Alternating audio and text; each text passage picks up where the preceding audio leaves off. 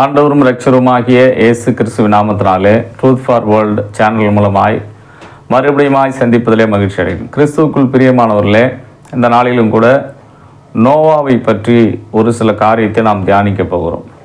வேதாகமத்திலே நாம் பார்க்கும்போது ஆதியாகமத்திலே 1 11 அதிகாரம் வரை அநேகர் சொல்லக்கூடிய ஒரு கருத்து என்னவென்றால், அது வரலாற்று புத்தகம் அல்ல, அன்றைக்கு இருந்த கலாச்சாரத்தை சார்ந்த பாபிலோனிய, சுமேரிய, மெசபத்தோமியா கலாச்சாரத்தில் கிடைக்கப்பெற்ற சில புனைவு கதைகளையும் உள்ளடக்கி சத்தியத்தை பரிசுத்த வேதாகமத்தை எழுதிய ஆசிரியர்கள் இணைத்துள்ளார்கள் என்று சொல்லப்படுகிறது. நோவாவின் பேழை என்ற இந்த பாடத்தை அல்லது இந்த கதையை நாம் அநேக முறை படித்திருப்போம். எப்படி கடவுள் உலகம் முழுவதுமாய் அழிப்பார், எப்படி கடவுள் ஒரு குடும்பத்தை மட்டும் காப்பாற்றுவார், இப்படி பல சர்ச்சையான கேள்விகள் அநேகருடைய உள்ளத்தில் இந்த நோவா பேழையை பற்றி பார்க்கும்போது அல்லது ஆதியாகமத்திலே 5 அதிகாரம் முடிவிலிருந்து 10 அதிகாரம் வரை வாசிக்கும்போது அநேக குழப்பங்கள் ஏற்படலாம். இது இன்றைக்கு நேற்றைக்கு அல்ல, அநேக ஆண்டுகளாக இதை பற்றிய குழப்பங்கள் அநேகருக்கு ஏற்பட்டிருக்கிறது. அநேகர் ஆண்டவர் உண்மையாகவே ஒரு பேழையை கட்ட சொன்னாரா, அது கொப்பேர் மரம்தானா என்ற ஆராய்ச்சியில் அநேகர் ஈடுபட்டார்கள். அப்படிப்பட்ட ஆராய்ச்சியில் ஈடுபட்ட ஒருவர் 1955 ஆண்டு பிரான்ஸ் நாட்டிலே வாழ்ந்த தொல்பொருள் ஆய்வாளர் பெர்னார்ட் நவாரா என்பவர். இவர் அரராத் மலையில் நோவாவின் பேழை நின்றதாக சொல்லப்பட்ட இடத்திற்கு சென்று மலை அடிவாரத்திலே 5 அடி நீளமுள்ள ஒரு மரப்பலகையை கண்டெடுத்து அதை ஆய்வுக்குட்படுத்தி இது கடவுள் நோவாவுக்கு சொல்லி செய்த அந்த கொப்பேர் மர பலகைதான் என்பதை நிரூபித்திருக்கிறார் என்ற ஒரு சான்று சொல்லப்பட்டிருக்கிறது. இவர் அந்த இடத்தை அவர் கண்டுபிடித்திருக்கிறார். அந்த மலையின் பேர் தற்போது அக்ரிடெக் என்ற மலை என்று சொல்லப்படுகிறது. இன்றைக்கு அது துருக்கி என்ற நாட்டிலே இருப்பதாய் சொல்லப்படுகிறது. என்றைக்கு இந்த பெர்னார்ட் நவாரா என்பவர் இதை கண்டுபிடித்தாரோ அதன் பிறகு அந்த இடம் பிரபலமாய் மாறினதாய் சொல்லப்படுகிறது. அது மாத்திரமல்ல, அந்த பகுதியிலே வாழ்ந்த இயேசு சபை போதகர் 17ஆம் நூற்றாண்டிலே வாழ்ந்த ஒருவர் அத்தனாசியஸ் கிர்ஷர் என்பவர் இந்த நோவா பேழையை குறித்த ஒரு ஆய்வை அவரும் மேற்கொண்டு அந்த இடத்திலேயே அவர் தங்கி அங்கிருந்த கிறிஸ்தவர்கள், யூதர்கள் புனித பயணமாக அந்த இடத்திற்கு படையெடுக்க ஆரம்பித்து விட்டார்கள்.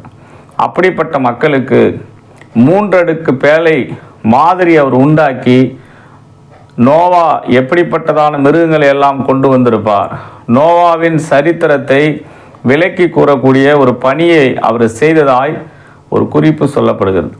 கிறிஸ்துக்குள் பிரியமானவர்களே, இந்த நோவாவின் பேழை என்ற கதை கட்டுக்கதையா உண்மையா என்ற குழப்பத்தோடு கூட பல ஆண்டுகளாக மனிதர்கள் வாழ்ந்து வருகிறார்கள்.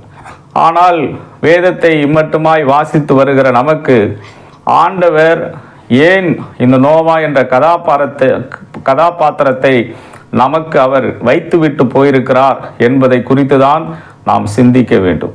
ஆகவே நோவாவை பற்றிய ஒரு சில காரியத்தை நாம் இன்றைக்கு தியானிக்க போகிறோம். முதலாவதாக, நோவாவுக்கு பேர் வைக்கும்போது வேதாகமத்திலே வாசிக்கும்போது ஆதியாகமம் 5 அதிகாரம் 29 லாமேக்கு அவருடைய தகப்பன் நோவாவுக்கு பேர் வைக்கும்போது வசனம் இவ்விதமாய் சொல்லுகிறது, கர்த்தர் சபித்த பூமியிலே நமக்கு உண்டான வேலையிலும் நம்முடைய கைகளின் பிரயாசத்திலும் இவன் நம்மை தேற்றுவான் என்று சொல்லி அவனுக்கு நோவா என்று பெயரிட்டார் என்று வாசிக்கிறோம். இந்த பெயரானது ஒரு ப்ராஃபட்டிக்கல் நேம் என்று சொல்லுகிறார்கள். இது ஒரு தீர்க்க தரிசனமான ஒரு பெயர் என்று சொல்லுகிறார்கள். நோவா பிறப்பதற்கு முன்பதாகவே நோவாவுடைய தந்தை வரக்கூடிய அழிவை பற்றிய ஒரு முன்னறிப்பு உடையவராக அல்லது வரக்கூடிய அழிவை அவர் ஏற்கனவே ஆண்டவரால் அவர் அறியப்பட்டவரை போல நினைத்து இந்த உலகமே ஆண்டவருக்கு எதிர்ப்பாக இருக்கும்போது கடவுளுக்கு விரோதமாய் வாழும்போது நாம் பெற்றெடுக்கிற இந்த நோவா நம்மை தேற்றுவார் என்றுதான் இந்த பெயரை வைத்திருக்கலாம் என்று சொல்லப்படுகிறது. கிறிஸ்துவுக்குள் பிரியமானவர்களே, ஆண்டவர் ஒரு பெயரை வைக்கும் போதே அதனுடைய அர்த்தத்தோடு கூட நம்முடைய வாழ்க்கையை வழிநடத்தக்கூடியவராக இருக்கிறார். வேதாமத்திலே எல்லா பெயர்களுக்கும் ஒரு அர்த்தம் இருப்பதை நாம் பார்க்கிறோம்.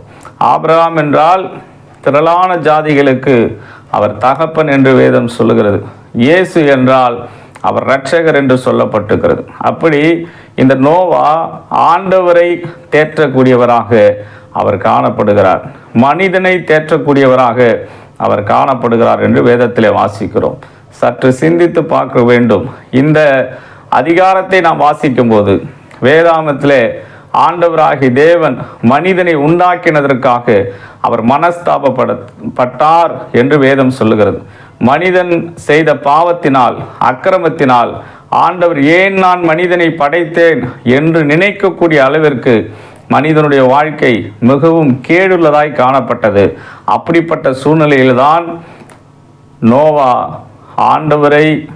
ஆண்டவருக்கு ஒரு ஆறுதலான ஒரு மனிதனாக, ஆண்டவர் நினைத்ததை போல தன்னுடைய வாழ்க்கையை அமைத்து கொண்ட ஒரு மனிதனாய் காணப்படுகிறார். கிறிஸ்துவுக்குள் பிரியமானவர்களே, இன்றைக்கு வாழ்ந்து கொண்டிருக்கிற கலாச்சாரத்தின் நடுவில் வாழ்கிற நாம் நோவாவின் நாட்களை போலவே இன்றைக்கு மனிதனுடைய வாழ்க்கை சுயநலத்தோடு, அது மாத்திரமல்ல பாவம் பெருகி போயிருக்கிறது. அநேக இடங்களிலே வெளிநாடுகளிலெல்லாம் ஆண்களையும் பெண்களையும் திருமணம் செய்து கொள்ளலாம் என்கிற சட்டத்தை சட்டப்பூர்வமாக்கி இருக்கிறார்கள். இந்தியாவும் அதற்கு விதிவிலக்கு அல்ல. இந்தியாவிலும் அந்த சட்டம் இன்றைக்கு பெரிதளவு பேசப்பட்டு வருகிறது. ஆகவே இப்படிப்பட்ட சூழ்நிலையிலே பாவங்கள் இன்றைக்கு கடல் அலையை போல பெருகி கொண்டிருக்கிற காலகட்டத்திலே ஆண்டவருக்கு ஆறுதல் கொடுக்கக்கூடியவர்களாக, இந்த உலகத்திற்கு ஆறுதலை கொடுக்கக்கூடியவர்களாக நம்முடைய வாழ்க்கை மாற வேண்டும் என்பதை நாம் சிந்திக்க வேண்டும். இரண்டாவதாக நாம் பார்க்கும்போது நோவாவை பற்றி ஆண்டவர் சொல்லுகிறார். 6ஆம் அதிகாரம் ஆதியாகமம் 8வது வசனத்திலே, நோவாவுக்கோ கர்த்தருடைய கண்களில் கிருபை கிடைத்தது என்று வேதத்திலே வாசிக்கிறோம். 9வது வசனத்திலே ஆண்டவர் நோவாவை பற்றி சொல்லும்போது, நோவா தன் காலத்தில் இருந்தவர்களுக்குள்ளே நீதிமானும் உத்தமமாயிருந்தான், நோவா தேவனோடு கூட சஞ்சரித்து கொண்டிருந்தான் என்று வாசிக்கிறோம். கிறிஸ்துவுக்குள் பிரியமானவர்களே, இரண்டாவது நோவாவுக்கு ஆண்டவர் ஒரு விசேஷித்த கிருபையை கொடுக்கிறார். இந்த கிருபை ஏன் கிடைத்தது என்று சொன்னால், அவன் வாழ்ந்த காலத்திலே கடவுளோடு கூட தன்னுடைய நேரத்தை செலவு செய்யக்கூடிய ஒரு மனிதனாய் அவர் காணப்பட்டார் என்று நாம் வாசிக்கிறோம். இன்றைக்கு உலகம் சென்று கொண்டிருக்கிற சூழ்நிலையை பார்க்கும்போது மனிதன் இன்றைக்கு தினமும் ஏதோ ஒரு அலுவலிலே பிஸி என்று வாழ்ந்து கொண்டிருக்கிறான். கடவுளுக்கு நேரத்தை கொடுப்பதற்கு மனிதனால் இன்றைக்கு கூடாமல் போகிறது. மனிதனை இன்றைக்கு இந்த உலகம் பிஸியாக்கி கொண்டிருக்கிறது. இன்றைக்கு AI என்று சொல்லுகிறார்கள், ஆர்டிஃபிஷியல் இன்டெலிஜென்ஸ், செயற்கை நுண்ணறிவு, செயற்கை அறிவை இன்றைக்கு ப்ரொமோட் பண்ணுகிறார்கள். அதாவது இந்த உலகம் இனி செயற்கை அறிவினால் ஆளப்பட போகிறது என்று சொல்லி இந்த உலகம் இன்றைக்கு நமக்கு கற்றுக் கொடுக்கிறது. ஆனால் வேதம் சொல்லுகிறது, யாக்கோபு 1:5, ஒருவன் ஞானத்தில் குறைவுள்ளவனாய் இருந்தால் சம்பூர்ணமாய் கொடுக்கிறவரும் ஒருவரும் கடிந்து கொள்ளாதவருமாகிய ஆண்டவரிடத்திலே கேட்க வேண்டும் என்று சொல்லி, இந்த உலகத்தில் எப்படிப்பட்ட ஞானம் படைத்த ரொபோட்டிக் அந்த மெத்தட் மாதிரியெல்லாம் கொண்டு வந்தால் கூட ஒரு மனிதனை கடவுள் தம்முடைய ஞானத்தினால் நிரப்புவார். அந்த ஞானம்தான் இந்த உலகத்தை ரட்சிக்கும் என்று வேதம் நமக்கு கற்றுக் கொடுத்து கொண்டிருக்கிறது. ஆகவே இந்த நாளிலும் கூட இந்த உலகத்திலே மனிதன் இன்றைக்கு உலகத்தை நம்பிக்கொண்டு வாழ்ந்து கொண்டிருக்கிறான். ஆனால் கடவுளோடு கூட நடக்கக்கூடிய மனிதர்களை ஆண்டவர் தேடிக்கொண்டிருக்கிறார்.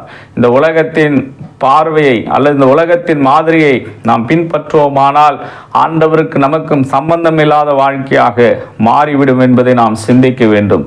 மூன்றாவதாக நோவாவை பற்றி எபிரேய ஆக்கியோன் எழுதுகிறார். 11ஆம் அதிகாரம் எபிரேயர் 6:7 வாசிக்கும் போது அந்த இடத்தில் அழகாய் சொல்லப்பட்டிருக்கிறது, விசுவாசம் இல்லாமல் தேவனுக்கு பிரியமாக இருப்பது கூடாத காரியம் என்ற வார்த்தையை சொல்லிவிட்டு அவர் யாரை உதாரணமாக எபிரேய ஆக்கியோன் சொல்லுகிறார் என்று சொன்னால் நோவாவை தான் சொல்லுகிறார். ஏனென்றால் நோவா காணாதவைகளை குறித்து தேவனுடைய எச்சரிப்பை பெற்றான் என்று வாசிக்கிறோம். கிறிஸ்துவுக்குள் பிரியமானவர்களே, நோவாவுக்கு மழை என்றால் தெரியாது. ஆனால் ஆண்டவர் நான் தொடர்ந்து பூமியிலே 40 நாட்கள் மழையை பெய்ய செய்வேன் என்று சொல்லுகிறார். நோவாவுக்கு கப்பலை பற்றி தெரியாது. ஆனால் ஆண்டவர் ஒரு பெரிய பேழையை கட்டு என்று சொல்லுகிறார். ஆகவே எதையுமே பார்த்தது கிடையாது. ஆனால் கடவுள் சொன்னார் என்று தன்னுடைய வாழ்க்கையிலே அவர் ஒரு தீர்மானத்தை எடுத்து கடவுள் சொன்னதை அவர் செய்கிறார். இந்த நோவாவின் பேழை அல்லது நோவாவின் கப்பல் என்று சொல்லி நாம் இன்றைக்கு ஒருவேளை வேதாமத்திலே படித்து கொண்டிருக்கிறோம். ஆனால் உண்மையான எபிரேய பதத்தை இவ்விதமாய் சொல்லுகிறார்கள். நோவா பேழை அல்லது நோவா மிதக்கும் அரண்மனையை கட்டினான் என்று வாசிக்கிறோம். சாதாரணமான சின்ன ஏதோ படகு அல்ல, அல்லது சின்ன பேழை அல்ல. அவன் ஒரு பெரிய அரண்மனையவே கடவுளுக்காக அங்காங்கே தேடி அந்த மரத்தை கொண்டு வந்து அவன் ஒரு அரண்மனையே அவன் கட்டியதாக வேதம் நமக்கு சொல்லுகிறது. ஆகவேதான் காணாதவைகளை குறித்து தேவ எச்சரிப்பை பெற்றதாக நோவாவை பற்றி சொல்லப்பட்டிருக்கிறது.